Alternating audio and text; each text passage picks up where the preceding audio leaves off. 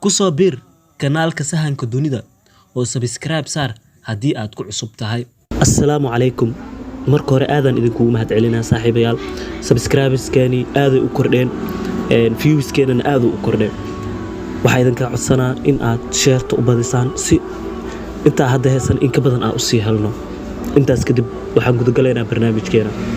markii la aasaasay xulka kubadda cagta Brazil sanadkii 1914 dadka Brazil waxa ay xirteen dhar gabi ahaanba cadcad, waxayna wateen 10 sano. haddase waxay xirtaan dhar huruud ah, micnaha jaalo, buluug iyo cagaar oo isku darsan. waxa ay bilaabeen inay xirtaan dharkaana 1950kii, xilligaasi oo dalka Brazil uu martigelinayay koobkii adduunka. Brazil waxa uu goobjoog u ahaa guuldaro ilaa uu markii dambe musiibadaas uu ka saaray wiil yar oo dhalinyaro ah kaasoo u dhashay dalka Brazil kaasoo lagu magacaabo Pele, isagoo ka dhigay dharka Brazil midkii ugu caansanaa taariikhda ciyaaraha kubadda cagta.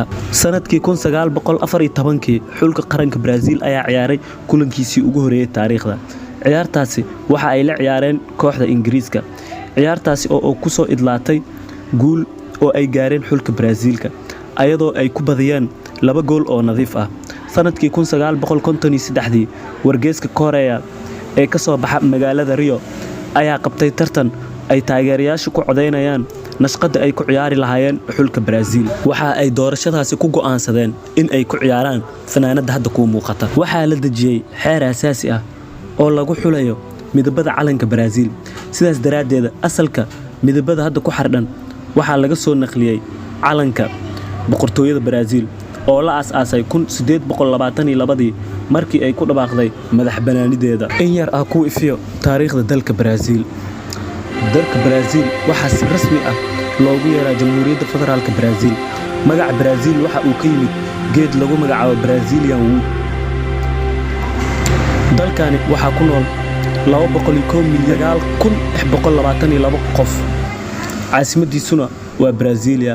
Brazil waxa ay ku taalaa xeebta badweynta Atlantic, waxayna xuduud wadaagaan wadamada Koonfur America marka laga reebo Chile iyo Ecuador.